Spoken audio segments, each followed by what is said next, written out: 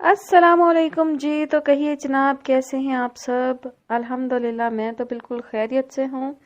امید ہے اور دعا ہے کہ آپ سب بھی خیریت سے ہوں گے۔ ناول کی نیکسٹ ایپیسوڈ کے ساتھ حاضر ہوں۔ ناول کا نام ہے کہف اور اس کی مصنفہ ہے رابعہ خان، قسط نمبر 5۔ رامین بیگم نے خاموشی سے کچن سنبھال لیا۔ ایک بار پھر سے سب نارمل ہو گیا، لیکن کچھ تھا جو نارمل ہونے کے بعد بھی بے حد ایب نارمل تھا۔ جب سے اس کا نکاح معاذ کے ساتھ ہوا تھا، تب سے وہ ایک بار بھی اس سے ملنے دوبارہ نہیں آیا تھا۔ وہ چاہتی تھی کہ وہ آئے، گھر والوں کو یقین دلائے کہ اس نے جو بھی کیا اس میں اس کی خوشی شامل تھی۔ وہ اب دوبارہ سے سوالیہ نشان نہیں بننا چاہتی تھی، لیکن معاذ نہیں آیا، نہ ہی تایا کی جانب سے کسی قسم کی خیر خبر کا جواب آیا۔ سب خاموش رہے۔ یہاں سے رابطہ کرنے کا مطلب تھا اپنے آپ کو ہلکا کرنا، جو عابد صاحب کرنا نہیں چاہتے تھے۔ وہ ایک بیٹی کے باپ تھے، وہ اس بیٹی کو مزید عرضہ نہیں کرنا چاہتے تھے۔ اس نے بھی کوئی رد عمل دینے کے بجائے خاموش رہ کر قبول کرنا ضروری سمجھا۔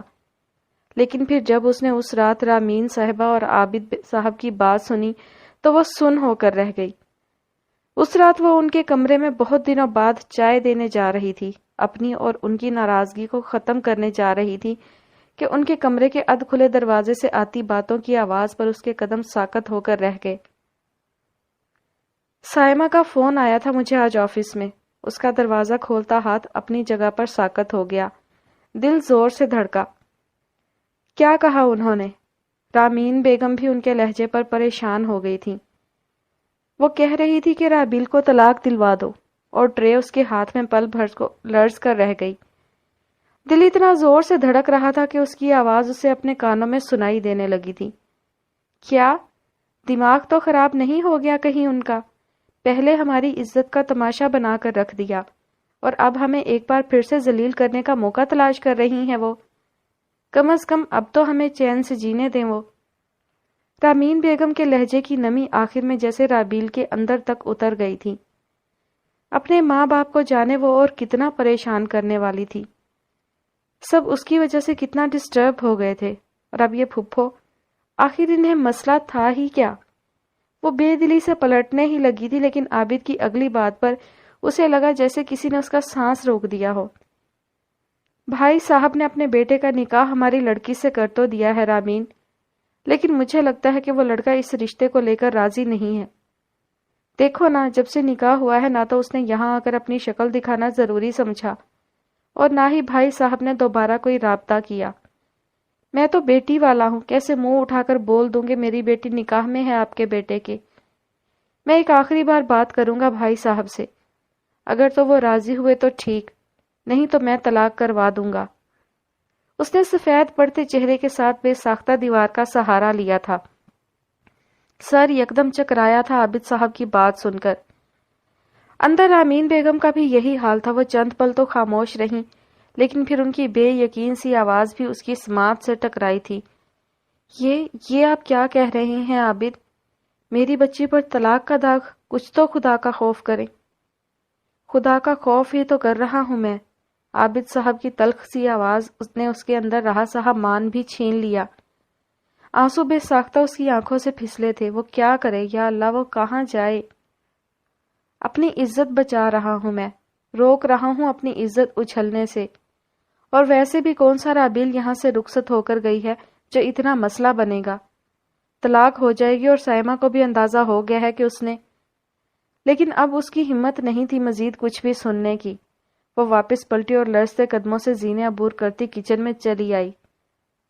دل اتنا بھاری ہو گیا تھا کہ حد نہیں۔ اس نے ٹرے سلیب پر رکھی اور گہرے گہرے سانس لے کر خود کو نارمل کرنے لگی۔ کیا وہ کی کھلونا تھی کہ جس نے جب چاہا جیسے چاہا اسے چھوڑ دیا اور تھام لیا؟ کیا وہ اتنی کمتر تھی؟ کب تک وہ ان سب کے ساتھ محاذ پر کھڑی رہے گی؟ اور یہ معاذ، اس نے بے دردی سے آنسو رگڑے، غصے سے اسے اور رونا آ رہا تھا۔ ایک دفعہ شکل دکھانے سے اس کا کیا جاتا تھا بھلا؟ وہ کیوں نہیں یہاں آ کر سب کو یقین دلا جاتا کہ اسے اس رشتے سے کوئی مسئلہ نہیں؟ وہ خوش نہیں تو کم از کم وہ راضی ہے۔ وہ کب تک اسے ایسے لوگوں کے سامنے سوالیہ نشان بنا کر رکھے گا؟ وہ اس کے ساتھ ایسا کیوں کر رہا تھا؟ اس رات وہ پھر سے اب کے ٹھنڈے زینوں پر گھٹنوں میں چہرہ دیے بیٹھی ہوئی تھی۔ زینے ویسے ہی آدھے تاریک تھے اور آدھے روشن تھے۔ ریدا اس کے ساتھ آ کر آہستہ سے بیٹھی، اس نے چہرہ نہیں موڑا، جانتی تھی کہ وہ اسے ایک بار پھر سے تسلی دینے آئی ہے۔ کیا ہوا ہے رابی؟ سب ٹھیک ہے نا؟ اس نے گہرا سانس لے کر چہرہ اٹھایا۔ سامنے لاؤنج تاریکی میں ڈوبا ہوا تھا۔ وہ خشک نگاہوں سے اس تاریکی کو دیکھے گئی۔ میری منگنی ٹوٹ چکی ہے۔ نکاح کسی ایسے شخص سے ہو چکا ہے جسے میں جانتی تک نہیں ہوں۔ میرے والدین مجھ سے ناراض ہیں، میں ان کے لیے بوجھ بنتی جا رہی ہوں۔ میرے سر پر ہر وقت ایک خوف سا سوار رہنے لگا ہے، اپنے مستقبل کا خوف۔ میری زندگی میں کچھ بھی ٹھیک نہیں ہو رہا ریدا، مجھے لگتا ہے کہ اب کچھ بھی ٹھیک نہیں ہوگا۔ ریدا نے بھی دوسری جانب گہرا سانس لیا تھا۔ اپنے حقوق کے لیے تو انسان کو خود ہی آواز اٹھانی پڑتی ہے رابی۔ کوئی بھی آ کر سب کچھ تھالی میں سجا کر آپ کے سامنے کبھی پیش نہیں کرے گا۔ اپنے حقوق کی جنگ انسان کو خود لڑنی پڑتی ہے۔ جیسے آپ نے اپنے حجاب کے لیے جنگ لڑی ہے، ویسے ہی اپنے حقوق کے لیے بھی لڑے۔ اس کی ویران آنکھوں میں ہلکی سی نمی ابھری تھی۔ کوئی بھی مجھے قبول نہیں کرنا چاہتا ریدا، نہ ہی تایا نے پلٹ کر میری خبر گیری کی، اور ماس کو تو رہنے ہی دو۔ کوئی بھی مجھ سے خوش نہیں ہے۔ کیا میں اتنی بری ہوں؟ وہ اس وقت سخت دل برداشتہ تھی جب ہی اس طرح کی باتیں کر رہی تھی، نہیں تو وہ کبھی خود کو یوں ڈیگریڈ نہیں کیا کرتی تھی۔ ٹھیک ہے، اس کی خوبصورتی آنکھوں کو چندھیایا نہیں کرتی تھی، لیکن وہ ایسی بھی نہیں تھی کہ کسی کو پسند ہی نہ آئے۔ کس طرح کی باتیں کر رہی ہو رابی؟ تم بہت اچھی ہو۔ جنہیں تم پسند نہیں آ رہی تو اس کا مطلب یہ ہے کہ تم ان کے معیار سے کہیں بہت بلند ہو۔ ہر کوئی اگر آپ کو پسند کرنے لگے تو یہ کوئی خاص اچھی بات نہیں ہے۔ زندگی میں چند لوگوں کی موجودگی ہی انسان کے لیے کافی ہوتی ہے، لیکن میری زندگی میں تو وہ چند انسان ہیں ہی نہیں۔ ہیں رابیل، تمہاری زندگی میں وہ لوگ ہیں۔ معاذ بھائی زیادہ باتیں نہیں کرتے، لیکن وہ بہت اچھے ہیں۔ میں نے ان سے جتنی تھوڑی بہت بات چیت کی ہے، اس سے مجھے اندازہ ہوا کہ وہ بہت کیئرنگ نیچر کے اچھے سے بندے ہیں۔ اس نے ایک نگاہ ریدا پر ڈالی تھی برا سا منہ بنا کر۔ کیئرنگ اور معاذ؟ بالکل بھی کیئرنگ نہیں ہے وہ، ہمیشہ یوں ہی بات درمیان میں چھوڑ کر چلا جاتا ہے۔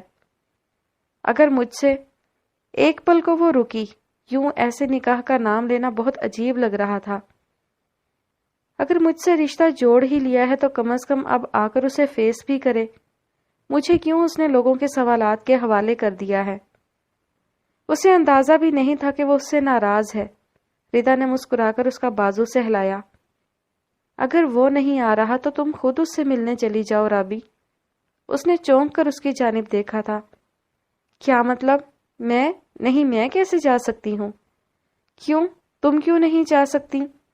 مطلب میں خود اس رشتے کے بارے میں بات کرنے کے لیے وہاں پہنچ جاؤں؟ کیا اسے اندازہ نہیں ہے ہمارے مابین رشتے کا؟ اسے ریدا کا آئیڈیا بالکل بھی پسند نہیں آیا تھا۔ وہ کیسے منہ اٹھا کر جا سکتی تھی؟ رابی، یہ رشتہ تمہارے لیے ہر چیز سے زیادہ اہم ہونا چاہیے۔ مضبوط بنو، اپنے حق کے لیے بات کرنا سیکھو۔ کسی بھی تیسرے بندے کے بات کرنے سے پہلے معاذ بھائی سے خود بات کرو۔ رشتے کبھی بھی یوں دب کر اور چھپ کر پروان نہیں چڑھتے۔ رشتوں کو مضبوط کرنے کے لیے بات کرنی پڑتی ہے، ہاں یا نہ کہہ کر دو ٹوک جملوں کا تبادلہ کرنا پڑتا ہے۔ یہ ایسے نہیں ہوتا کہ اپنی جھجک میں آ کر تم رشتوں کی بابت بات ہی نہ کرو۔ بابا، پھپھو یا ارحم بھائی کے بات کرنے سے پہلے تمہیں خود معاذ بھائی سے بات کرنی چاہیے۔ ریدا کہہ کر آہستہ سے اٹھ کھڑی ہوئی تو وہ بھی جیسے اپنے خیالات سے چونکی۔ وہ کیوں معاذ سے خود بات نہیں کر رہی؟ وہ کیوں کسی دوسرے یا پھر تیسرے بندے کے انتظار میں ہے؟ وہ جو بالکل ٹو دی پوائنٹ بات کرنے والا تھا، کیا اسے کسی بھی طرح یوں درمیان میں لٹکائے گا؟ اور اس سوال کا جواب ایک زوردار نہیں تھا۔ معاذ ایسا بندہ تھا ہی نہیں، وہ آر یا پار والا انسان تھا۔ جو ٹھیک ہے وہ ٹھیک ہے، اور جو ٹھیک نہیں ہے وہ ٹھیک نہیں ہے۔ وہ تعویلیں اکٹھی کرنے والا انسان تھا ہی نہیں۔ اسے یقیناً اس سے بات کرنی چاہیے، کسی کے بھی بات کرنے سے پہلے۔ ہاں ضرور۔ زینوں سے اتر کر اب وہ اپنے کمرے کی جانب بڑھ رہی تھی۔ اسے اس تاریک کہف میں ہلکا سا نور دکھا تھا، درست سمت کی جانب اشارہ کرتا ہوا نور، اور اسے اس نور کو تھامنا ہی تھا، کیونکہ وہ کہف تو آج بھی اتنا ہی تاریک تھا جتنا کئی سالوں پہلے تھا۔ عصر کی نماز کے بعد اس نے سیاہ عبائے پر ہی سیاہ حجاب لپیٹا اور گھر سے باہر نکل آئی۔ صرف ردا جانتی تھی کہ وہ اس وقت کہاں جا رہی ہیں۔ آدھے گھنٹے کی مسافت پر ہی تایا کا گھر تھا۔ اسے حیرت بھی ہوئی، ان کے اتنے قریب رہنے کے باوجود بھی وہ کبھی ان کے گھر نہیں آئی تھی۔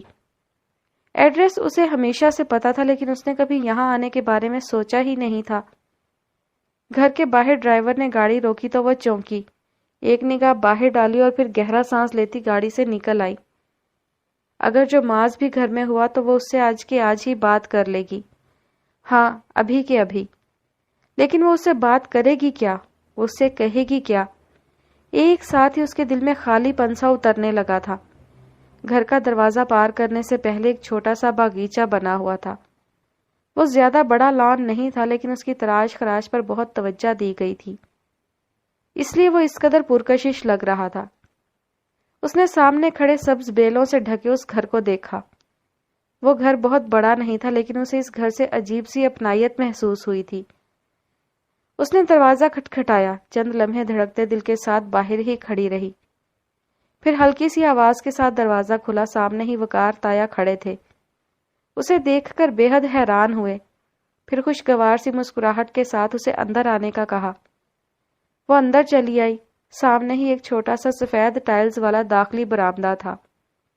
ایک جانب کو کرسیاں اور میز لگی تھی، اندر کو جاتی ایک راہداری تھی جس سے گزر کر آگے کا لاؤنج نظر آتا تھا۔ وہ خاموشی سے ہر جانب دیکھتی تایا کے پیچھے چلی آئی۔ تم آ رہی تھی تو مجھے بتا دیتی، مل کر کچھ اچھا سا پکا لیتے۔ تکلف میں مت پڑے تایا، میں کھا کر آئی ہوں۔ ارے میری بیٹی پہلی دفعہ اپنے گھر آئی ہے، اتنا تکلف تو خیر بنتا ہی ہے، اور ویسے بھی تکلف کیسا، یہ اپنا گھر ہے تمہارا، جب چاہے آؤ اور جو چاہے پکا کر کھاؤ۔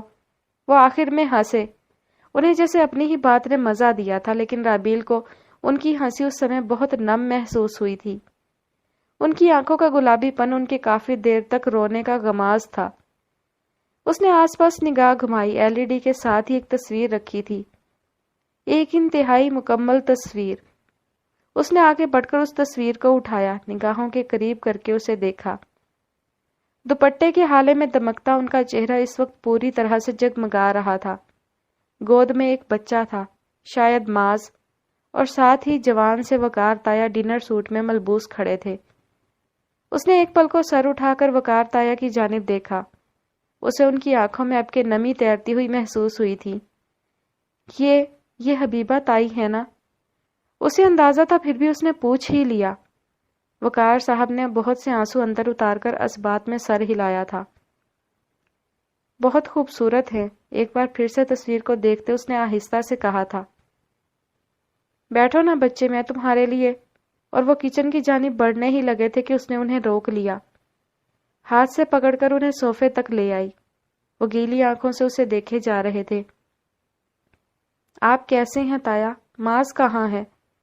اور آپ دوبارہ آئے کیوں نہیں؟ نہ کوئی خیر نہ خبر، کوئی بات بری لگی ہے کیا آپ کو؟ اس نے ان کا چہرہ جانچتے ہوئے نرمی سے پوچھا تھا۔ وہ مسکرائے، پھر آنکھیں رگڑی۔ ارے بچے، پچھلے کئی دنوں سے ریسٹورانٹ کی رینوویشن کا کام چل رہا تھا، اسی لیے بالکل بھی وقت نہیں مل سکا مجھے اور معاذ کو۔ وہ بھی اس کام میں تب سے بہت بیزی ہو گیا تھا۔ اوہ، اس کے دل سے یکدم بوجھ ہٹا تھا۔ اور ابھی کہاں ہے معاذ؟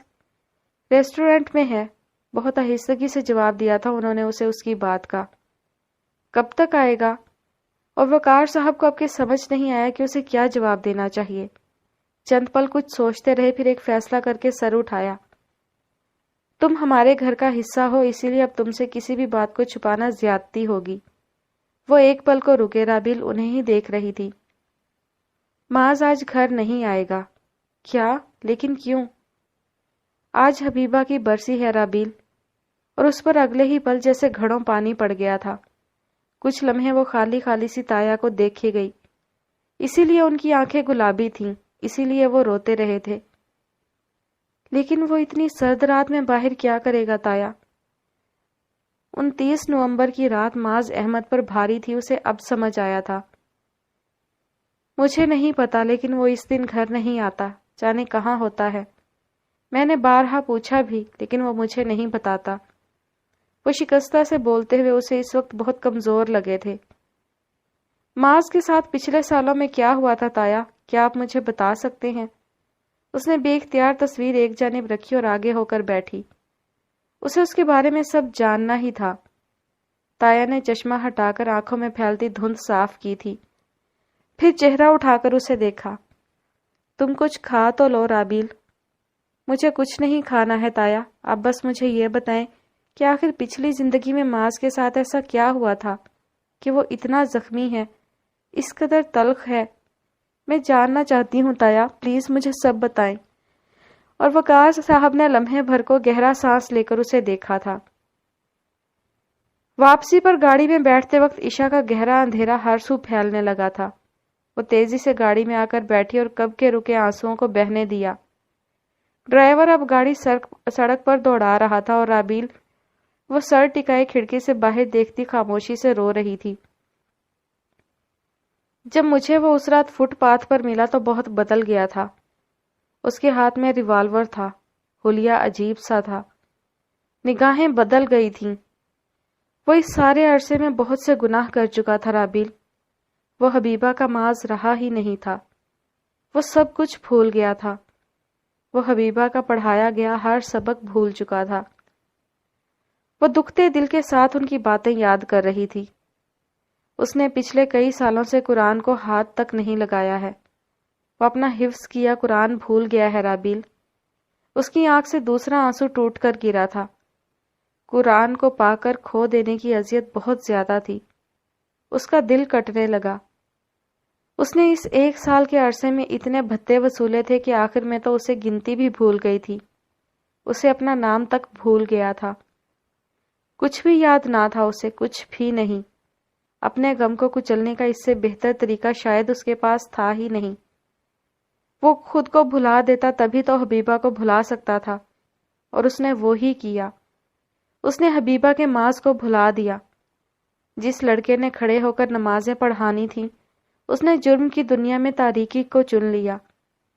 آنسو بہتے ہوئے اس کے رخساروں پر پھسل رہے تھے اور وہ اس پانی کو اب کے روک دینے پر قادر نہیں تھی۔ دنیا نے حبیبہ کو اس سے چھین لیا تو معاذ نے معاذ ہی کو خود سے چھین لیا۔ اس کی گاڑی اب کے ایک ریسٹورانٹ کے باہر رکی تھی۔ وہ آہستہ سے باہر نکل آئی۔ میں نے اس سے کہا کہ کیا تم اپنا قرآن واپس نہیں لینا چاہتے؟ تو جانتی ہو اس نے مجھے کیا کہا تھا؟ اس نے کہا کہ قرآن کو چھوڑ کر وہ اب پرسکون ہو گیا ہے۔ حالانکہ وہ پرسکون نہیں ہوا تھا رابیل، وہ تو کچھ محسوس ہی نہیں کر پا رہا تھا، اور اس نامحسوس ہونے والی اذیت کو وہ سکون سے تشبیہ دے رہا تھا۔ میرا معاذ مجھ سے کھو گیا تھا۔ اس نے آگے بڑھ کر ریسٹورانٹ کے شیشے کا دروازہ دھکیلا۔ اندر کا نرم گرم سا ماحول ویسا ہی تھا۔ لوگ الگ الگ بیٹھے کھانا کھا رہے تھے۔ رات گہری ہونے کے باعث اب آہستہ آہستہ رش بھی چھٹ رہا تھا۔ شیشوں سے ڈھکا وہ ریسٹورانٹ بلا شبہ بہت خوبصورت تھا۔ میں اسے زبردستی اس تاریک دنیا سے نکال لایا۔ بہت سے دوستوں کے اثر و رسوخ کے باعث میں اس میں کامیاب تو ہو گیا، لیکن رابیل میں معاذ کو دوبارہ قرآن کی جانب نہیں لا سکا۔ وہ نماز پڑھتا ہے لیکن اس نے قرآن چھوڑ دیا ہے، اس نے اسے بھلا دیا ہے۔ رابیل نے قدم ذرا آگے بڑھائے۔ ریسٹورانٹ کا کچن سامنے ہی تھا۔ اس کے آگے نئے طرز کے لکڑی کے دروازے نصب تھے۔ بہت سے ویٹرز ہاتھوں میں تشتریاں لیے آ جا رہے تھے۔ اس نے بھی قدم اسی جانب کو بڑھائے۔ میں نے حبیبہ کے بعد معاذ کو بھی کھو دیا تھا اور اس سب کا ذمہ دار میں خود ہی ہوں۔ میرے ایک غلط فیصلے نے میرے گھر کی ساری خوشیاں مجھ سے چھین لی۔ وہ گھر جس میں ہر لمحہ سکونت رہا کرتی تھی، اس گھر میں اب کے صرف وحشت رہنے لگی تھی۔ اس نے دروازہ دھکیلا اور پھر وہ اسے سامنے ہی نظر آ گیا۔ اس کے آس پاس زندگی میں پہلی بار گھنٹی سی بجی تھی، مدھر سی گھنٹی۔ وہ جو آستینے کوہنیوں تک لپیٹے گردن جھکائے، ماتھے پر گرے بالوں سے بے نیاز خاموشی سے مسالہ بھون رہا تھا۔ زندگی میں پہلی بار اسے دیکھ کر وہ لمحے بھر کے لیے ساکت ہو گئی تھی، کیونکہ اس گھنٹی کی آواز اب بھی کہیں پیچھے سے آ رہی تھی۔ وہ دروازے میں کھڑی خاموشی سے اسے دیکھے گئی۔ اس لڑکے نے اپنی زندگی میں بہت کچھ کھو دیا تھا، یہاں تک کہ اپنا آپ بھی۔ اس کا دل ایک بار پھر سے دکھا تھا۔ اسی پل معاذ نے کچھ محسوس کر کے سر اٹھایا اور پھر اگلے پل وہ اسے دروازے میں کھڑا دیکھ کر حیران رہ گیا۔ رابیل اس کے دیکھنے پر بھی خاموشی سے اسے دیکھے گئی تھی۔ کئی لمحے آئے اور گزر گئے، دو نفوس ٹکٹکی باندھے ایک دوسرے کی جانب دیکھ رہے تھے، اور پھر اگلے ہی لمحے وہ اس کی جانب بڑھ گئی تھی۔ اس نے کئی انسانوں کو اپنے ہاتھ میں لیے گئے اس تماچے سے زخمی کیا تھا۔ کئی لوگوں کو اس نے خوفزدہ کر کے ان سے بھتے وصولے تھے۔ وہ ایک طرح کا مافیا راج ہی تھا۔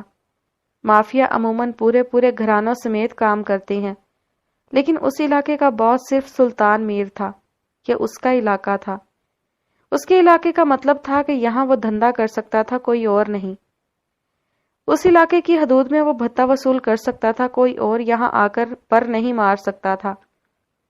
شروع میں اسے ان کی سیاستیں، ان کے انداز اور ان کی باتیں سمجھ نہیں آیا کرتی تھی، لیکن جیسے جیسے اس نے ان کے ساتھ وقت گزارنا شروع کیا، اسے ان کی باتیں سمجھ آنے لگیں۔ اسے ان کے ذو معنی سے جملے ڈی کوڈ کرنے آ گئے، اسے ان کے اشارے سمجھ میں آنے لگے تھے۔ اس نے گنز چلانا سیکھ لیں۔ ہر گن کو ہینڈل کرنے کا ایک خاص طریقہ کار ہوتا ہے، اور اس نے ہر اس طریقہ کار کو جاننا چاہا جس سے وہ ان گنز کو بآسانی ہینڈل کر سکتا۔ سلطان کو اس سے خاص انسیت تھی، اپنائیت تھی۔ وہ اس کی خالی خالی نظروں سے کبھی کبھار حیران رہ جایا کرتا تھا۔ 14 سال کی عمر میں وہ اس قدر سپاٹ تھا کہ بڑے بڑے عمر رسیدہ لوگوں کی سنجیدگی اس کے سپاٹ سے تاثر کے آگے مات کھا جایا کرتی تھی۔ اسی اپنائیت اور لگاؤ کا نتیجہ تھا کہ سلطان نے اسے کبھی فرنٹ لائن پر آنے ہی نہیں دیا۔ اسے ڈر تھا کہ وہ کبھی کسی بھی طرح سے پولیس کی تحویل میں آ سکتا ہے، یا پھر سامنے رہنے پر وہ بہت سو کی نظروں کا مرکز بن سکتا ہے۔ سو اسے ہمیشہ سٹیج کے پیچھے کا کام دیا گیا۔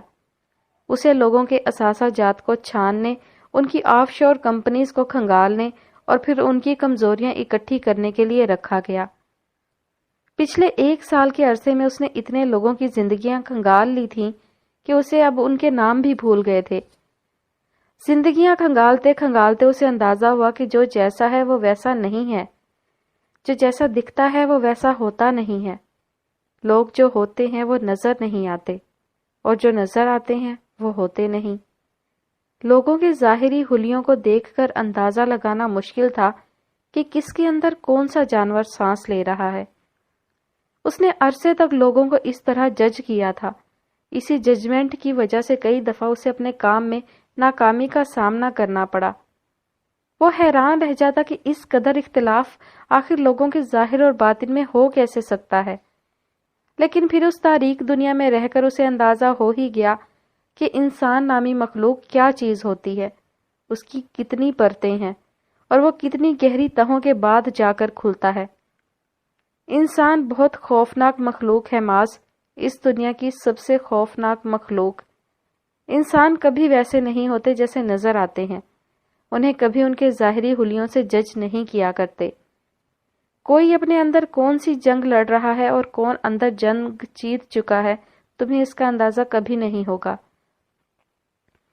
اس کے کام کے 3 اصول تھے۔ پہلا، لوگوں کے بول پر کبھی یقین نہ کرنا۔ دوسرا، انہیں اپنے ارادوں سے کوسوں دور رکھنا۔ اور تیسرا، ہمیشہ اپنی کمزوریوں کی حفاظت کرنا۔ عرصہ ہوا اس نے لوگوں کی زبان پر اعتبار کرنا چھوڑ دیا تھا۔ لوگ جو کہتے تھے وہ سچ یا جھوٹ کی آمیزش کا ایک پیالہ ہوا کرتا تھا، اس کے علاوہ کچھ نہیں۔ اس تاریکی میں رہ رہ کر اس کا اپنا وجود بھی آہستہ آہستہ تاریکی کا حصہ بنتا جا رہا تھا۔ اس نے نمازیں چھوڑ دی تھیں۔ قرآن کے بارے میں تو کبھی اس نے دوبارہ سوچنے کی جرت ہی نہیں کی تھی۔ اس میں اتنی ہمت نہیں تھی کہ اپنے یاد کیے گئے قرآن کی ایک آیت بھی پڑھ سکتا۔ اس نے اس عرصے میں اس معاذ کو کھو دیا تھا جو قرآن پڑھا کرتا تھا، قرآن پڑھنے کا حق رکھتا تھا، اور قرآن سے دنیا روشن کرنے کی امنگ لیے زندہ تھا۔ اب کا معاذ تو بس خاموشی سے دیوار کے ساتھ کمر ٹکائے سیاہی میں گھورتا رہتا۔ اس کا بولنا نہ بولنے کے برابر ہو گیا۔ کوئی اسے سوال کرتا تو وہ جواب دے دیتا اور بس۔ اس سے آگے اسے باتیں کرنے کا کوئی شوق نہیں تھا۔ اسے لوگوں میں دلچسپی نہیں تھی۔ کئی دفعہ اس نے اپنے آپ کو ان لوگوں سے بدلہ لینے سے روکا جس نے ان کی زندگی برباد کی تھی۔ اس کا بس چلتا تھا وہ ایک ایک کو ختم کر دیتا، وہ ان میں سے ایک ایک کی لاشیں بچھا دیتا، لیکن وہ ایسا نہ کر سکا۔ وہ ایسا نہیں کر سکتا تھا، اسے وہ آخری یک سانس اب تک یاد تھا۔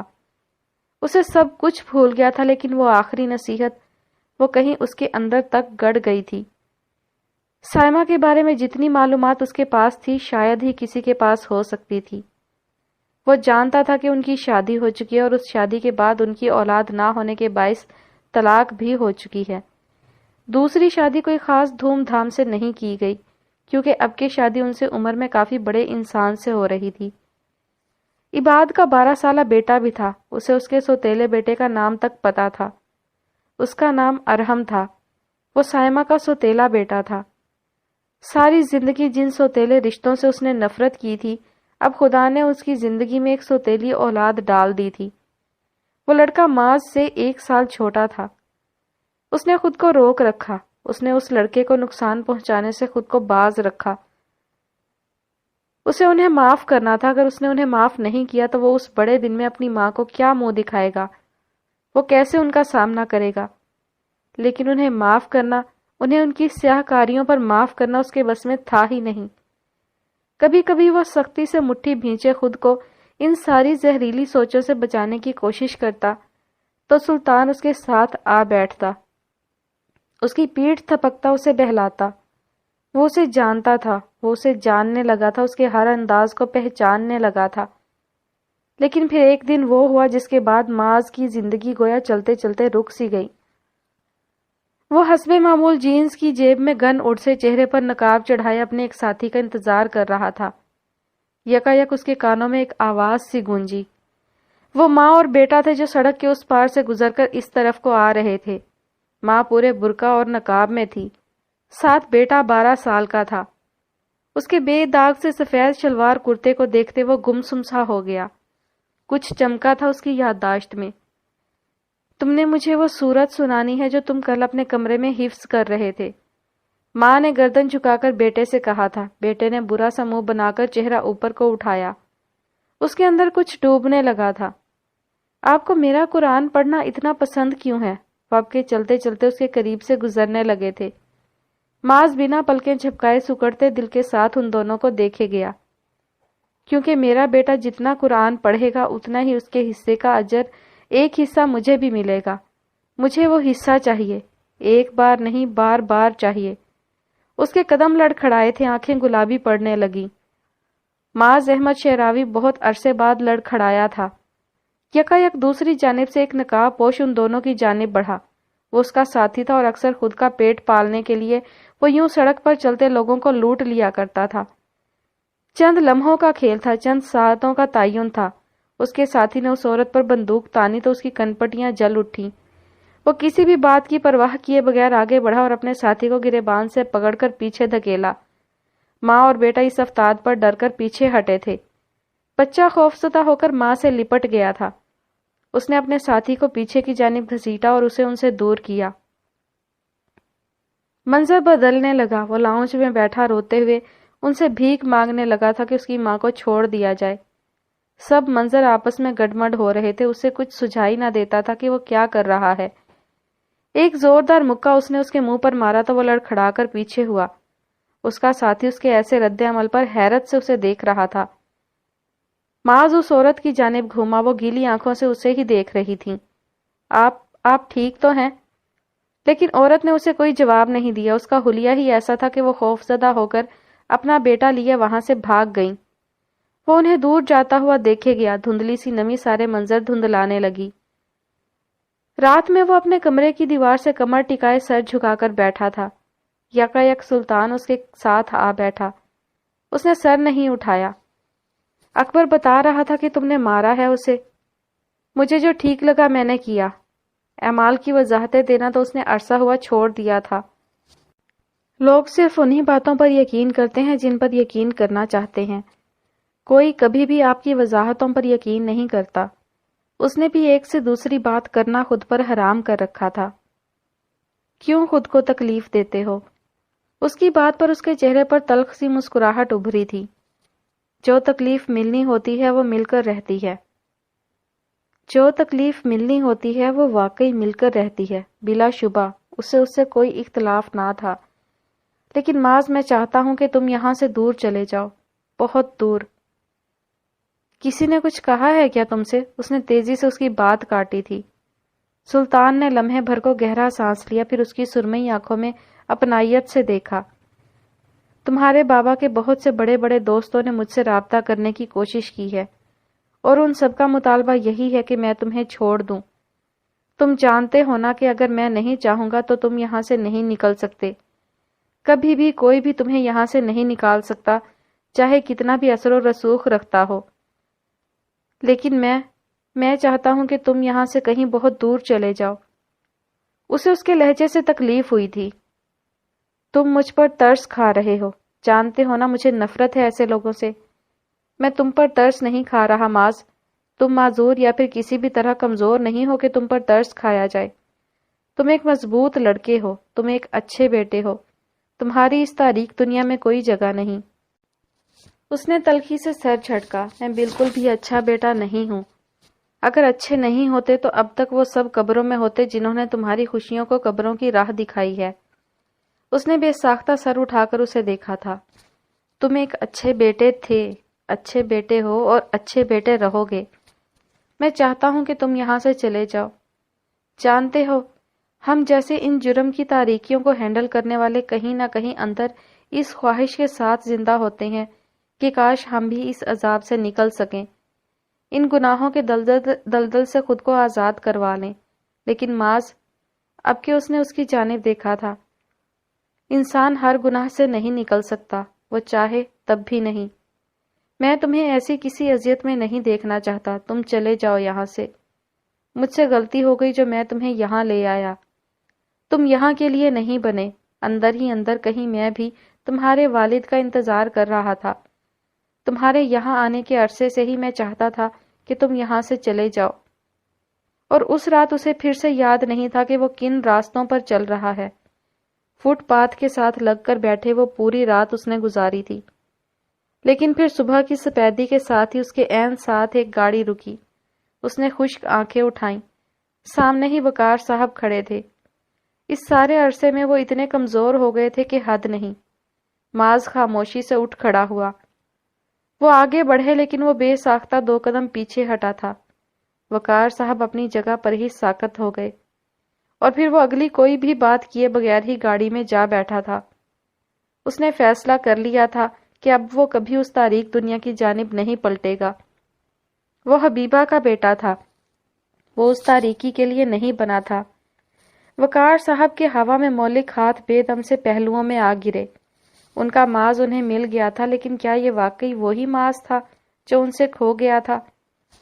زندگی کے اگلے کئی سال یوں ہی خاموشی سے گزر گئے۔ وہ وقار صاحب سے بات نہیں کیا کرتا تھا۔ اسے ان سے بہت سے گلے تھے، بہت سے شکوے تھے۔ وہ ایسے کیسے انہیں ان کے فیصلوں پر معاف کر سکتا تھا؟ لیکن وقت کا مدھم پہیہ آہستہ آہستہ ہر زخم کو مندمل کرتا گیا۔ وہ کبھی کبھی سلطان سے ملنے چلا جاتا۔ اسے کوئی بیماری لگ گئی تھی، اسی لیے اب کہ وہ خاموشی سے ایک جانب پڑا رہتا تھا۔ وہ بھی آہستہ آہستہ ٹھیک ہو گیا، اس نے بھی باتیں قبول کرنا شروع کر دیں۔ لیکن 29 نومبر کی وہ رات آج بھی کہیں اس میں سانس لے رہی تھی، اور اس سانس کی اذیت اسے ہر لمحہ اپنے اندر اترتی ہوئی محسوس ہوتی تھی۔ معاذ کو بھی اس اندھیرے کہف سے نکلنا تھا، اسے نکالنا چاہیے تھا، اور اس کام کے لیے رابیل کو چنا گیا تاکہ وہ اسے نکالے اندھیرے سے اور لے آئے روشنی کی طرف۔ اور رابیل کو چنا گیا آسمانوں پر اس کی ہم سفر، اس کی ہمدرد، اس کی ساتھی کے طور پر۔ تو پس ثابت ہوا اللہ کی رسی کو جب مضبوطی سے پکڑ لے وہ اسے اکیلا نہیں چھوڑتا۔ اس نے حیرت سے اس سیاہ عبائے سے ڈھکی لڑکی کو دیکھا تھا، چہرے کے گرد سیاہ حجاب لپیٹے وہ اس ٹاٹ کی دنیا میں ریشم کا پیوند لگتی تھی۔ عبایا، حجاب اور سفید سنیکرز میں ہاتھ باندھے دیوار کے ساتھ لگی وہ اسے ہر گزرتے لمحے حیران کر رہی تھی۔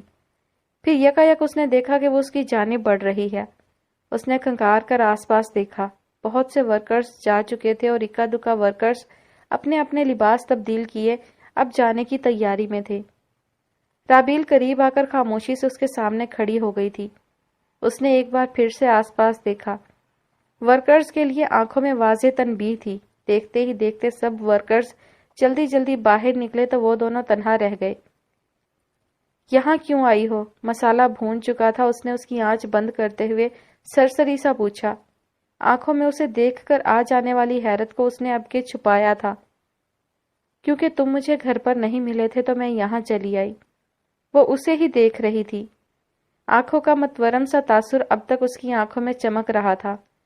معاذ نے اس کی بات پر چہرہ اس کی جانب پھیرا۔ ابرو سوالیہ سے اکٹھے تھے۔ تم گھر کیوں گئی تھی؟ تم سے ملنے۔ اس کی صاف گوئی پر معاذ لمحے بھر کو حیران ہوا تھا۔ میں مصروف ہوں فی الحال۔ یہ ایک طرح سے وضاحت تھی کہ میں ابھی تم سے بات کرنے کے موڈ میں ہرگز نہیں ہوں، اسی لیے تم جا سکتی ہو۔ لیکن رابیل نہیں ہلی، ویسے ہی ہاتھ باندھے اسے دیکھے گئی۔ تھوڑی سی بات کرنی ہے۔ تھوڑی سی بات بھی نہیں کرو گے؟ چہرہ ذرا آگے نکال کر اسے دیکھنا چاہا۔ معاذ نے ایک بار پھر سے اسے دیکھا تھا۔ آنکھوں میں جگمگاتی امید لیے وہ اسی کو دیکھ رہی تھی۔ کیا وہ اسے انکار کر سکتا تھا؟ اوکے، سن رہا ہوں، کہو۔ اس نے سر ہلا کر اسے اجازت دیتے ہوئے مسالہ ایک ڈونگے میں نکالا۔ رابیل چند لمحے تو خاموش رہی، پھر اداسی سے نظریں اپنے قدموں پر جھکائیں۔ کیا تم اس رشتے کے لیے راضی نہیں ہو معاذ؟ اس کے کام کرتے ہاتھ لمحے بھر کو ساکت ہوئے تھے۔ یقیناً یہ اندازہ بھی تم نے ہی قائم کیا ہوگا۔ رابیل، تم اپنے اندازے اپنے پاس رکھو۔ ہاں یا نہیں معاذ؟ مجھے ہاں یا نہیں میں جواب چاہیے۔ اور اس کے ایسے انداز پر اس نے پین رکھ کر اس کی جانب ایک لمحے کو دیکھا تھا۔ وہ اسے نہیں دیکھ رہی تھی، اس کی نگاہیں اپنے قدموں پر جھکی تھیں۔ یقیناً وہ اپنی عزت نفس پر پیر رکھ کر یہ بات یہاں کرنے آئی تھی۔ ہاں، میں راضی ہوں اس رشتے کے لیے۔ اور کچھ؟ اس کی بات پر اس نے بے اختیار سر اٹھایا تھا۔ وہ اب کے سارے برتن سنک میں دھونے کے لیے جمع کرنے لگا تھا۔ واقعی؟ اس نے کندھے اچکائے تھے۔ وہ پاس چلی آئی، بے یقین نگاہیں اب تک اسے تک رہی تھی۔ مجھے جھوٹ بولنے کی کوئی ضرورت نہیں ہے رابیل۔ تو پھر تم گھر کیوں نہیں آ رہے؟ مصروف تھا پچھلے دنوں بہت زیادہ۔ پھر بھی تمہیں کچھ تو خیال کرنا چاہیے ہمارے مابین رشتے کا۔ اسے ایک دم سے اس پر بہت غصہ آیا تھا۔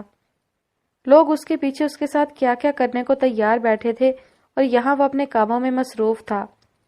معاذ نے ایک نظر اسے دیکھا، کوفت زدہ سی نظر تھی وہ۔ اب مجھے تنگ نہ کرو اور جاؤ۔ میں کہیں نہیں جا رہی، پہلے مجھے بتاؤ کہ تم اتنے غافل کیسے ہو سکتے ہو؟ اللہ تعالیٰ دیکھ رہے ہیں تمہیں اور وہ تمہیں گناہ دیں گے تمہاری حرکتوں پر، سمجھے؟ آخر میں ذرا بلند آواز سے کہا تھا۔ معاذ نے بیزار سی سانس خارج کی تھی، پھر ہاتھ دھو کر چھٹکے اور اسے بازو سے پکڑ کر درمیان میں لگے میز کی اطرافی کرسی پر لا بٹھایا۔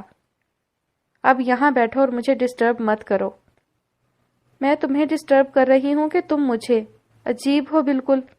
ایک تو میں یہاں تم سے بات کرنے آئی ہوں، جناب کو خود تو کوئی ہوش تھا نہیں اور اوپر سے اب یہ نخرے۔ دیکھو معاذ، میں وہ لڑکی نہیں ہوں جو ہر وقت تمہارے نخرے اٹھاتی رہوں گی۔ میں ایک مضبوط لڑکی ہوں، کچھ الٹا سیدھا کرو گے تو تمہیں 1 منٹ میں ٹھیک بھی کر دوں گی۔ وہ وہاں بیٹھے بیٹھے بھی باز نہیں آئی تھی۔ معاذ نے زور سے پلیٹ سلیب پر رکھی تھی۔ تمہیں تھوڑا سا بھی احساس ہے کہ تم کیا کر رہے ہو؟ تمہیں تھوڑا سا بھی اندازہ ہے کہ لوگ میرے ساتھ تمہارے پیچھے کیا کر رہے ہیں؟ لیکن تمہیں اس سے کیا؟ تم کرتے رہو اپنے کام، میں تو جاؤں بھاڑ میں۔ معاذ نے اب کے اس کے حوالے پر لمحے بھر کو اس کی جانب پلٹ کر دیکھا تھا۔ وہ پانی پانی سی آنکھوں سے اسے ہی دیکھ رہی تھی۔ کیا اسے پتا تھا کہ وہ اس سے گیلا کر رہی ہے؟ کیا وہ جانتی تھی کہ وہ بہت جلدی آگے بڑھ رہی ہے؟ وہ جانتی نہیں تھی یا پھر معصوم تھی؟ معاذ کو سمجھ نہیں آیا۔ وہ اس رشتے کو وقت دینا چاہتا تھا، وہ جلد بازی نہیں کرنا چاہتا تھا۔ اس کے گھر بھی وہ اسی لیے نہیں گیا تھا کیونکہ وہ فی الحال اسے بھی وقت دینا چاہتا تھا کہ وہ اس رشتے کو قبول کر لے۔ اسے پتا تھا کہ وہ حساس ہے، یہ سب قبول کرنے کے لیے اسے وقت درکار تھا۔ لیکن پھر وہ کیا بات تھی جو اسے یہاں کھینچ لائی؟ کیا کوئی مسئلہ تھا اسے؟ وہ اس کے چہرے کو چند لمحے جانچتا رہا تو رابیل نے بے ساختہ اسے نظریں چرائی تھیں۔ یوں لگتا تھا اگر وہ مزید اسے دیکھتی رہی تو وہ اس کے اندر کا حال پڑھ لے گا، اور ابھی وہ اسے اتنا اندر نہیں اتارنا چاہتی تھی۔ اتنی جلدی کیسے وہ اسے اپنے دل تک رسائی کی اجازت دے سکتی تھی؟ لیکن کچھ تھا جو بلا اجازت ہی اس کے دل میں داخل ہونے لگا تھا۔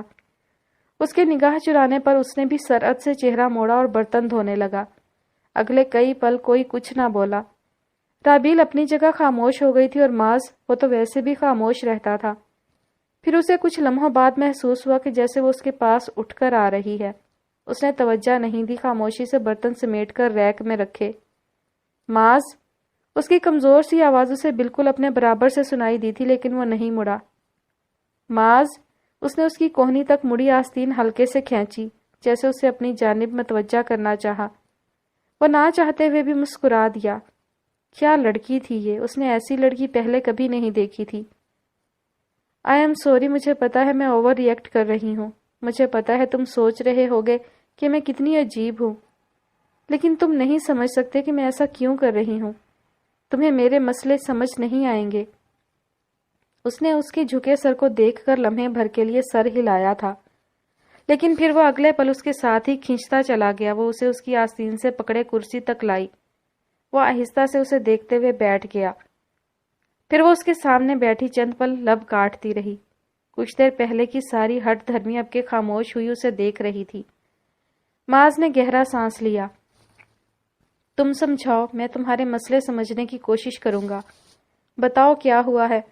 اس نے اب کے بہت نرمی سے کہا تھا۔ جو کچھ بھی ہوا تھا اس میں رابیل کا کوئی قصور نہیں تھا۔ یہ سب اس کا اپنا فیصلہ تھا۔ ایک بات بتاؤ، خر کا کیا مطلب ہوتا ہے؟ اور وہ جو اس کے مسئلے سننے کے لیے خود کو تیار کر چکا تھا، لمحے بھر کو نہ سمجھی سے پیچھے ہوا۔ یہ کس نے کہا ہے تمہیں؟ اسے پتا تھا کہ خاندان میں کہیں دور دور تک کوئی بھی پٹھان نہیں، صرف اس کی دادی ہی پٹھان تھی، جس کی وجہ سے وقار کو پشتو آتی تھی۔ ان کے علاوہ کوئی بھی اس زبان سے واقف نہ تھا، لیکن ابھی رابیل کے منہ سے یہ لفظ سن کر وہ لمحے بھر کو حیران ہوا تھا۔ وقار تایا تمہیں کہہ رہے تھے؟ اس کا مطلب ہوتا ہے بہت اچھا لڑکا، مزے سے کندھے اچکا کر جواب دیا۔ رابیل نے مشکوک سا اسے دیکھا۔ لیکن انہوں نے بہت غصے میں کہا تھا تمہیں کہ اس کا مطلب نہیں ہو سکتا، اور اس کے جواب پر وہ چہرہ جھکا کر خاموشی سے ہنس دیا تھا۔ کیا کرے وہ اس لڑکی کا؟ رابیل اب کے نہ سمجھی سے اس کی ہنسی کو دیکھ رہی تھی۔ اس نے اسے کبھی بھی ہنستے ہوئے نہیں دیکھا تھا، لیکن وہ اسے کہنا چاہتی تھی کہ وہ ہنستے ہوئے اچھا لگتا ہے۔ اف، یہ میں کیا سوچ رہی ہوں؟ اس نے فوراً سر جھٹکا۔ اس کا مطلب ہوتا ہے گدھا۔ وہ اب کے مسکرا رہا تھا۔ رابیل کی آنکھیں لمحے بھر کو پھیلی۔ معاذ کو اسے ایسے حیران دیکھ کر اور ہنسی آئی تھی۔ وہ تمہیں گدھا کیوں کہتے ہیں؟ ویسے ایک منٹ، بالکل ٹھیک کہتے ہیں وہ تمہیں۔ کتنا تنگ کرتے ہو تم تایا کو، پتہ نہیں برداشت کیسے کرتے ہیں وہ تمہیں۔ اسے ایک پل کو تایا پر ترس آیا تھا۔ معاذ ویسے ہی بیٹھے رہا، محض کندھے اچکائے۔ یہ اس کا سب سے پسندیدہ تاثر تھا، جیسے جو ہے سو ہے۔ پھر کیوں آئی ہو تم یہاں؟ اور اس کے اگلے ہی لمحے وہ پرانا معاذ بن گیا تھا۔ وہ خاموشی سے چند پل اس کی سرمئی آنکھوں کو دیکھے گئی۔ کئی لمحے پہلے کی باتیں پھر سے یاد آنے لگی تھیں۔ تم اس رات گھر کیوں نہیں جاتے معاذ؟ اور پھر وہ جو لاپرواہی سے بیٹھا تھا چونکا۔ اسے دیکھا۔ وہ اس کے چونکنے پر بھی نہیں چونکی تھی، ویسے ہی اسے دیکھے گئی۔ یہ کس نے؟ وہ کہتے کہتے رک سا گیا۔ لمحے بھر میں سمجھ آیا تھا اسے کہ یقیناً بابا ہی نے اسے اس بارے میں بتایا ہوگا۔ ان سے تو خیر وہ بعد میں نپٹے گا، پہلے رابیل سے حساب برابر کر لے۔ دیکھو رابیل، کچھ معاملات میں کسی کو بھی بات کرنے کی اجازت نہیں دیتا ہوں، حتیٰ کہ بابا کو بھی نہیں۔ تو بہتر ہے کہ تم مجھ سے اس بارے میں کوئی تفتیش مت کرو، کیونکہ میری زبان بہت کڑوی ہے۔ لوگوں کے حلق سے کئی دنوں تک ان جملوں کی کڑواہٹ نہیں جاتی۔ وہ بہت بے رحمی سے بول رہا تھا۔ رابیل کی آنکھوں میں پانی سا بھرا۔ اس کے یہاں تک پہنچ جانے میں اس کے گھر والوں کا ایک بہت بڑا کردار رہا تھا۔ وہ ان سب کی غلطیوں کا ازالہ کرنا چاہتی تھی۔ وہ ان سب کی طرف سے اس سے معافی مانگنا چاہتی تھی۔ تم نے یہ قرآن کیوں چھوڑ دیا معاذ؟ اس نے بہت دکھی دل کے ساتھ یہ سوال کیا تھا۔ معاذ نے بے بسی سے اسے دیکھا۔ پچھلے کئی سالوں میں کسی نے اس سے یہ سوال کرنے کی جرت نہیں کی تھی۔ کوئی یہ جرت کر ہی نہ سکا تھا، اور ایک یہ لڑکی تھی جسے وہ ٹھیک سے جانتا بھی نہیں تھا۔ وہ اس کے سامنے بیٹھی اس سے وہ باتیں پوچھ رہی تھی کہ جن باتوں کو اس نے خود سے بھی چھپایا تھا۔ رابیل میں جانتی ہوں معاذ، تاریک کہف کی اذیت کیا ہوتی ہے۔ مجھے پتا ہے کہ اس سیاہی میں انسان کی خوف زدہ سی آواز کہف کی دیواروں سے پلٹ کر واپس آ جایا کرتی ہے۔ کوئی بھی لرزتے وجود پر اس سمے چادر ڈالنے والا نہیں ہوتا، کوئی انسان اس پکار پر نہیں آتا ہے معاذ، ہمیں خود میں خود ہی سمٹ کر خود کی ڈھارس بندھانی ہوتی ہے۔ تنگ و تاریک کہف کا سفر آسان نہیں ہوتا معاذ، قدموں کے ساتھ ساتھ روح تک زخمی ہو جاتی ہے۔ وہ اسے نہیں سن رہی تھی، وہ اسے سنا رہی تھی۔ اس کا سرمئی سا ارتکاز لمحے بھر میں گلابی ہو گیا تھا۔ وہی سیاہ رات ہر سو پھیلنے لگی تھی، دل سکڑنے لگا تھا۔ میرے گھر والوں نے تمہارے ساتھ اچھا نہیں کیا معاذ، ہماری جہالت کی وجہ سے تم نے تائی کو کھو دیا، تم نے اپنی زندگی ہماری وجہ سے کھو دی۔ ہم بہت برے لوگ ہیں، ہم کسی بھی طرح معافی کے قابل نہیں ہیں، لیکن ایک بات جو مجھے یہاں تک کھینچ لائی وہ تمہارا ظرف تھا۔ تم میں اتنا ظرف کہاں سے آ گیا کہ دشمن کے گھر کی بیٹی سے تم نے نکاح کر لیا؟ تم نے کیوں وقت آنے پر میرے بابا، چچا اور پھپھو کو ذلیل نہیں کیا؟ تم نے کیوں اس گھر کی بیٹی سے نکاح کر کے ان کی عزت بچا لی؟ تم اتنے اعلیٰ ظرف کیسے ہو سکتے ہو؟ اور وہ بے وقوف سی لڑکی اب کی کیسی دل دہلا دینے والی باتیں کر رہی تھی۔ معاذ نے آنکھیں لمحے بھر کو موند کر چہرہ دوسری جانب پھیرا۔ اسے ابھی جواب دینے کا مطلب تھا اسے ہرٹ کرنا، اور وہ اس لڑکی کو ہرٹ نہیں کرنا چاہتا تھا۔ وہ اسے ہرٹ کرنے کا سوچ کر ہی ہرٹ ہونے لگا تھا۔ اف، یہ کیا ہو رہا تھا اس کے ساتھ؟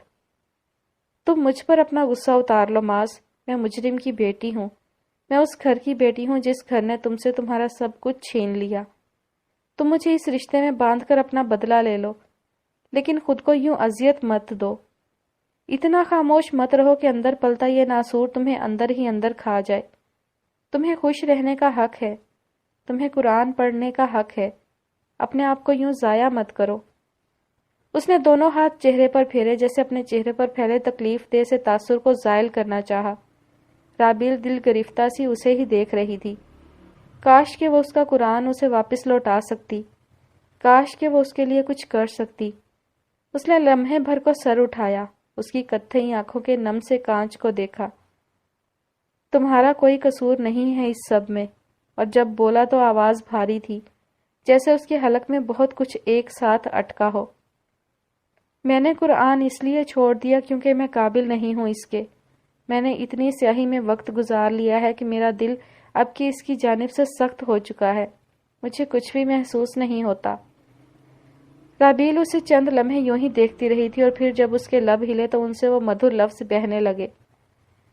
پھر سخت ہو گئے دل تمہارے، اور اس کی اگلی بات پر اس نے بے یقینی سے سر اٹھایا تھا۔ وہ اس کی ساکت پتلیوں کو اپنی پتلیوں کی قید میں لیے زیر لب بہت مدھم آواز سے قرآن پڑھ رہی تھی۔ اس کے بعد معاذ کا چہرہ یکدم سفید ہوا تھا، لیکن وہ پھر بھی پڑھتی رہی۔ وہ اسے روکنا چاہتا تھا لیکن وہ اسے نہیں روک سکا۔ عرصے بعد کسی نے اس پر قرآن پڑھا تھا، تو وہ ہیں پتھروں کی مانند یا ان سے بھی زیادہ سخت۔ وہ سائیں سائیں وجود لیے اسے دیکھے گیا۔ اس کی ساکت پتلیوں کے آس پاس اب کے سرخ ڈورے چمکنے لگے تھے۔ باہر برستے کوہر سے بے نیاز وہ دونوں کچن میں جم کر ایک دوسرے کی جانب دیکھ رہے تھے۔ اس کے سیاہ کہف میں یکدم بہت سا نور پگھل کر گرا، اور تحقیق کچھ پتھر البتہ وہ ہیں کہ پھوٹتی ہیں ان سے نہریں۔ رابیل کی آنکھ سے ایک آنسو ٹوٹ کر گرا تھا۔ اس کا اپنا تاریک سا کہف بھی ان آیات کے نور سے جگمگانے لگا، اور بلا شبہ کچھ ان میں سے البتہ وہ ہیں جو پھٹ پڑتے ہیں تو نکلتا ہے ان میں سے پانی۔ اور معاذ کے ہاتھ بے دم سے ہو کر اس کے پہلوؤں پر گرے تھے۔ وہ بے بسی سے اس کی مدھر آواز کو سنے گیا۔ وہ جو کہتا تھا کہ ساری زندگی قرآن کو ہاتھ تک نہ لگا سکے گا، آج رابیل نے ایک ہی آیت میں اس کی ساری تعویلیں اکھاڑ کر پھینک دی تھی۔ کچھ ان میں سے البتہ وہ ہیں جو گر پڑتے ہیں اللہ کے ڈر سے۔ اس کی آواز آیت کا یہ حصہ پڑھتے ہوئے کانپی تھی۔ یوں لگتا تھا کہ گویا قرآن اس کے دل پر اتر رہا ہو۔ اس کا دل لرز رہا تھا۔ اسے آج سمجھ آیا کہ اگر یہ قرآن کسی پہاڑ پر نازل کیا جاتا تو وہ اس کے خوف سے کیوں دب جاتا۔ اور نہیں ہے اللہ غافل اس سے جو تم عمل کرتے ہو۔ چند پل ان میں سے کوئی کچھ نہ بولا۔ کسی میں اتنی ہمت نہیں تھی کہ اگلا کوئی بھی جملہ بول سکتا۔ معاذ خالی خالی سا اسے دیکھتا رہا۔ اس ایک آیت میں اس نے معاذ کی پچھلی زندگی کھول کر رکھ دی تھی۔ اس ایک آیت نے اس کے دل کو نرم کر دیا تھا۔ بس ایک آیت نے اس کے کہف کو روشن کر دیا تھا، اور ایک وہ تھا جو عرصے سے خود کو دھوکہ دے رہا تھا۔ اللہ کے قرآن کی بس ایک آیت نے اس کے زندگی بھر کے دھوکے کو دھول بنا کر اڑا دیا، اسے گھٹنوں کے بل گرا دیا تھا۔ کیسے اسلام کے سب سے بڑے دشمن اسے سن کر سجدے میں چلے جایا کرتے تھے۔ وہ کلام ہی ایسا تھا، عاجز کر دینے والا، مبہوت کر دینے والا۔ رابیل نے سر جھکا رکھا تھا، پھر چہرہ اٹھایا تو اس کی نم سی آنکھیں سامنے آئیں۔ جانتے ہو معاذ، اس آیت کا پس منظر کیا ہے؟ بنی اسرائیل اللہ کی بہت پسندیدہ قوم تھی۔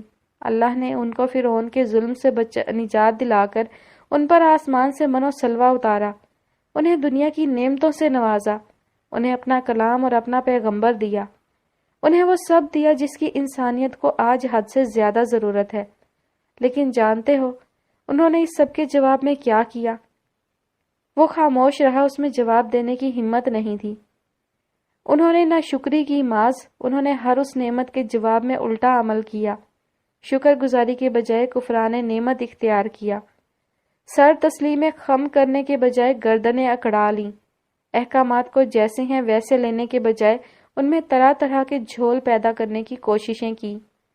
سب سے بڑی بات، موسیٰ علیہ السلام کو ہر آن اذیت سے دوچار کیا، اور جب وہ یہ کرتے رہے، جب وہ اپنے اعمال کی سیاہی میں ڈوب گئے، جب ان کے دل گناہ کرتے کرتے سخت ہو گئے، تب اللہ نے فرمایا کہ ان سب اعمال کے بعد ان کے دل سخت ہو گئے، یا پھر پتھروں سے بھی زیادہ سخت۔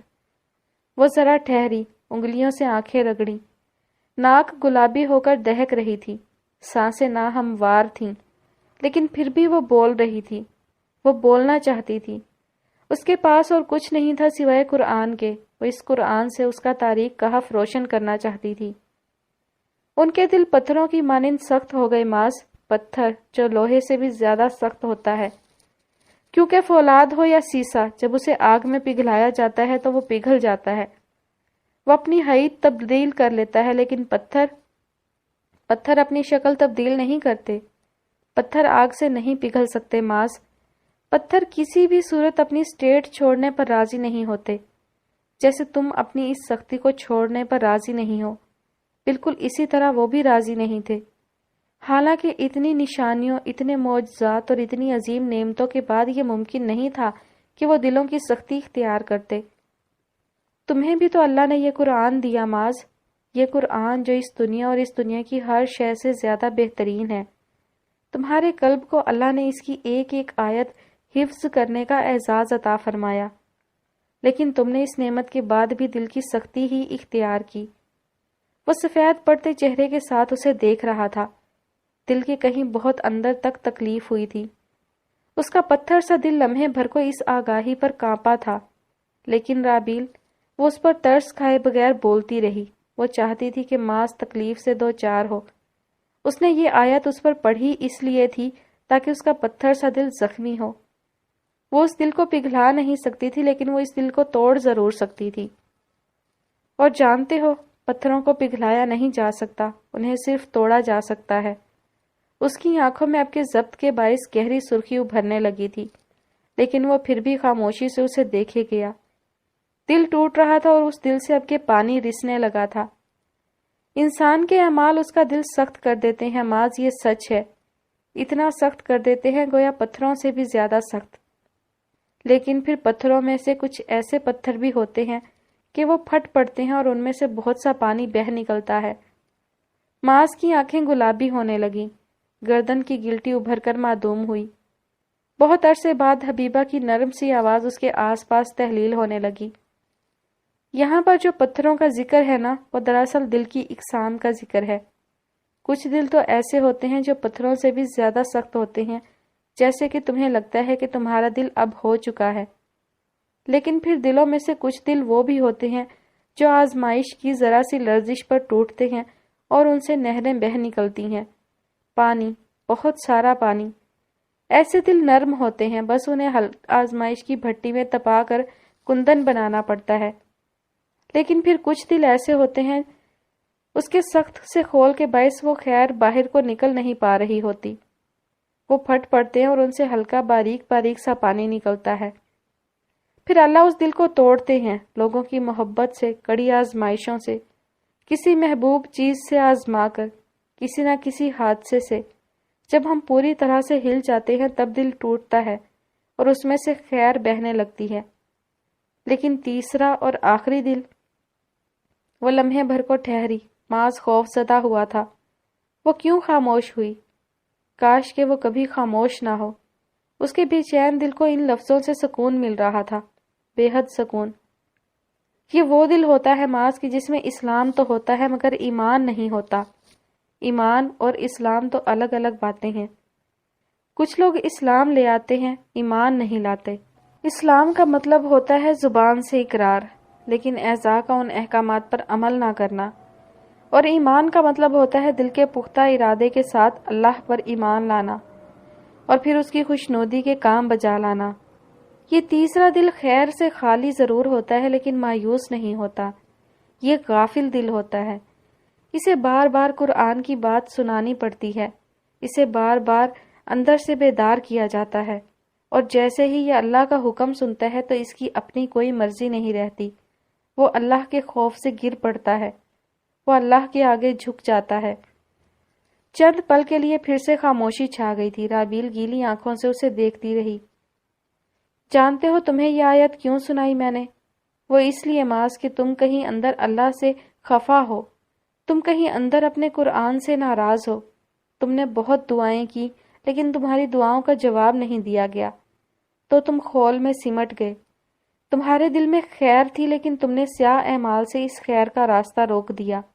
تم نے بنی اسرائیل کی روش اختیار کی معاذ۔ میں نہیں جانتی کہ ان 3 دلوں میں سے تمہارا دل کون سا ہے۔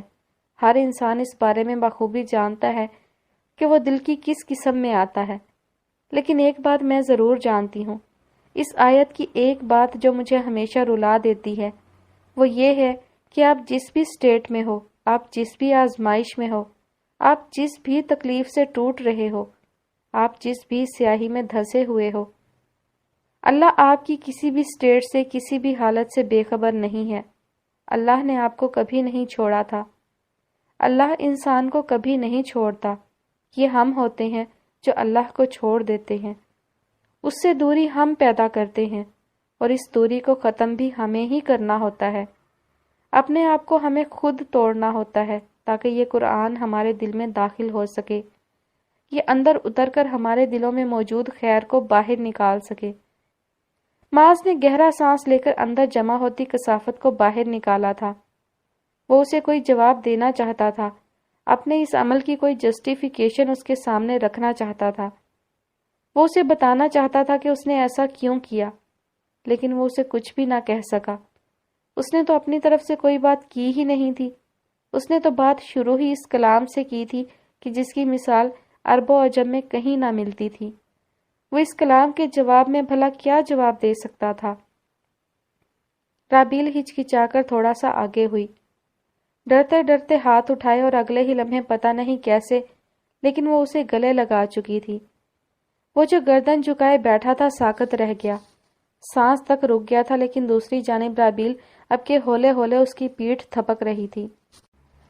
وہاں کوئی رومانوی سی گھبراہٹ نہیں تھی، کچھ بھی ایسا نہیں تھا کہ جس سے رابیل آکورڈ ہو جاتی۔ وہاں صرف اپنائیت تھی، تکلیف تھی اور شاید کہیں اندر محبت بھی پنپ رہی تھی۔ میں جانتی ہوں تم بہت زخمی ہو، میں یہ بھی جانتی ہوں کہ تم نے کبھی کسی کو اپنے پاس نہیں آنے دیا۔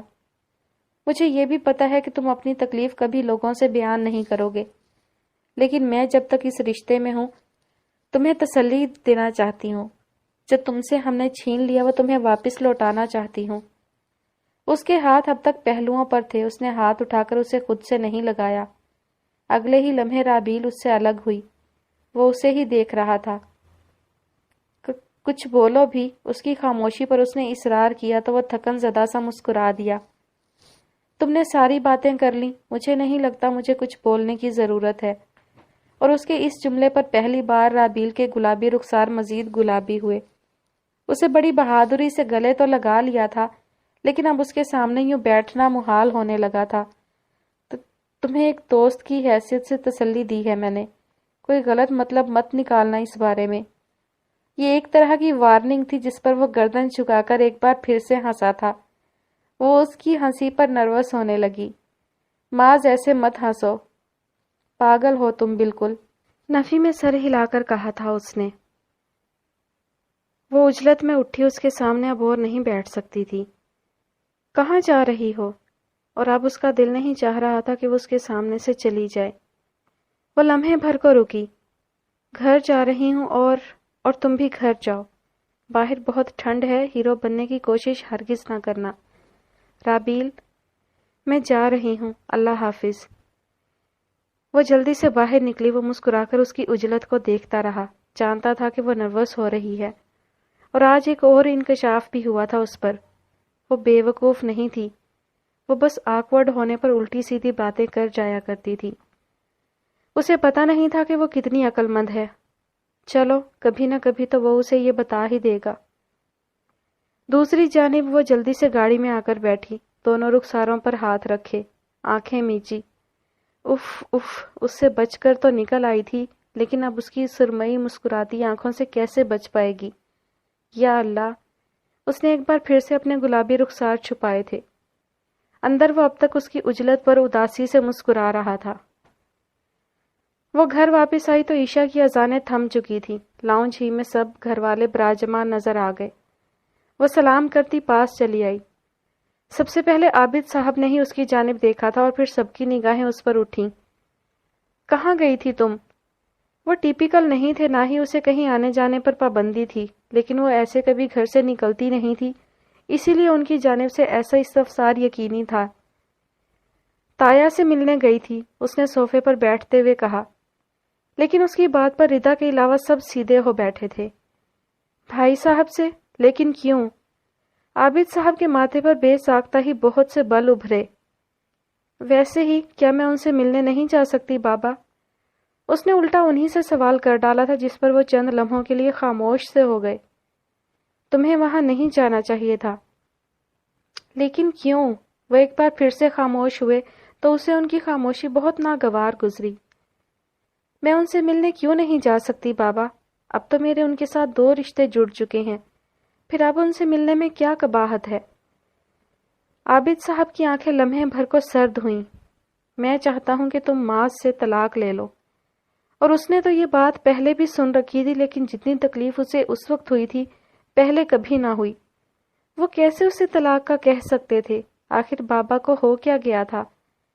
رامین صاحبہ سر جھکائے بیٹھی تھی، جبکہ ریدا اور شیزا دونوں اسی کی طرح بے یقینی سے عابد صاحب کو تک رہی تھی۔ آپ ایسے کیسے کہہ سکتے ہیں مجھے بابا؟ وہ ہارٹ ہوئی تھی، اس کی آنکھیں سب عیاں کر رہی تھیں۔ یہ سب تمہاری بھلائی ہی کے لیے ہے بیٹا۔ وہ معاذ نکاح تو کر لیا، لیکن پلٹ کر تمہیں پوچھتا نہیں، نہ ہی واپس آ کر اس نے اپنی شکل دکھائی۔ بھائی صاحب نے الگ اپنی پشت ہماری جانب کر لی ہے، ایسے میں مجھے کچھ نہ کچھ تو سوچنا ہی ہے نا تمہارے لیے۔ اور آپ نے میرے لیے ایک بار پھر سے ارحم کو سوچ لیا۔ اس کی آواز زندگی میں پہلی بار سرد ہوئی تھی۔ وہ انسان جس نے اسے بھرے پنڈال میں رسوا کیا تھا، اس انسان کو بابا نے ایک بار پھر سے اس کے لیے منتخب کر لیا تھا۔ بیٹا، وہ نہ صرف معاذ سے بہتر ہے، بلکہ مالی حیثیت میں بھی وہ اس سے بہت اچھا ہے۔ اس کے باپ کا اپنا بزنس ہے جس کا وہ اکلوتا وارث ہونے والا ہے۔ ایسے میں تمہارے لیے اس سے زیادہ بہترین انتخاب میری نظر میں اور کوئی نہیں۔ دل پر لگی چوٹیں بابا کے لفظوں سے اور گہری ہونے لگی تھیں۔ صرف مالی حیثیت کی خاطر آپ میرا نکاح ختم کرنا چاہتے ہیں بابا؟ عابد صاحب کی ابھرتی کھنکار اس پر واضح کر رہی تھی کہ وہ اس موضوع سے غیر آرام دہ ہو رہے تھے، لیکن وہ بھی کیا کرتی؟ جب تک ان سے 2 ٹوک بات نہیں کی جاتی انہیں بات سمجھ نہیں آنی تھی۔ نہ صرف مالی حیثیت بلکہ اس کے اخلاق کو بھی دیکھو تم، کتنی عزت کرتا ہے سب کی، کتنے طریقے سے پیش آتا ہے وہ ہر ایک کے ساتھ۔ ملتا ہے تو مسکرا کر ملتا ہے، ایسے کہ اگلے بندے کا دل ہی خوش ہو جائے۔ لیکن معاذ، ان کے تلخی سے سر جھٹکنے پر رابیل کے جانے اندر کیا چبھا تھا۔ اسے بابا کا انداز بالکل بھی اچھا نہیں لگ رہا تھا اس وقت۔ کبھی مسکراتے ہوئے دیکھا ہے اسے؟ جب دیکھو ایک ہی تاثر سجائے رکھتا ہے چہرے پر۔ ملتا یوں ہے جیسے کسی نے گن پوائنٹ پر سلام کروایا ہو۔ ایسے ہوتے ہیں لڑکے، اس طرح نبھاتے ہیں رشتے، اور ایسی عزت کرتے ہیں اپنے بڑوں کی۔ تم مانو یا نہ مانو، لیکن ارحم ہر لحاظ سے معاذ سے بہتر ہے۔ اور رابیل نے ان کے ایسے موازنے پر لمحے بھر کو اپنی کنپٹیاں جلتی ہوئی محسوس کی تھیں۔ معاذ اور ارحم کا مقابلہ آخر تھا ہی کیا؟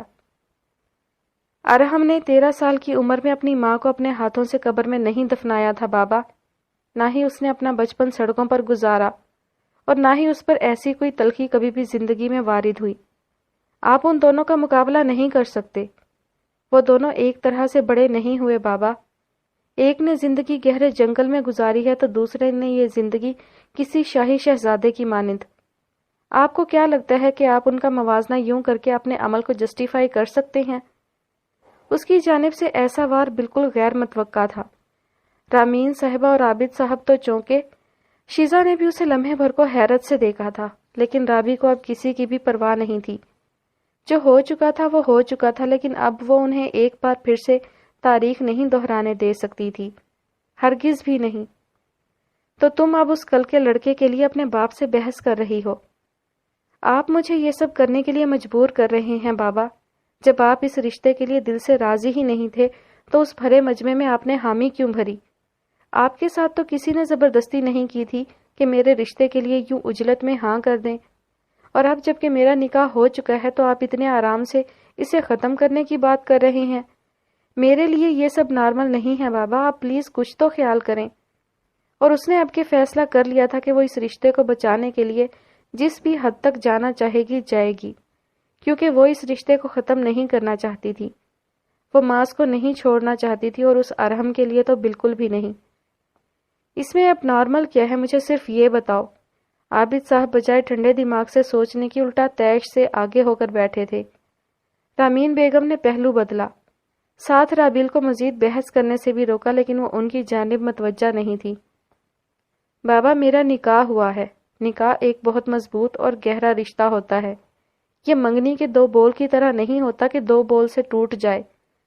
یہ اللہ کا بنایا ہوا تعلق ہے، اور آپ اسے ایسے بلا وجہ نہیں توڑ سکتے۔ عابد صاحب کی آنکھیں آہستہ آہستہ سرخ ہونے لگی تھیں۔ ان کی حساس سی رابی کب اتنی مضبوط ہوئی انہیں اندازہ نہ ہو سکا، لیکن اب انہیں اچھے سے اس بات کا اندازہ ہو رہا تھا۔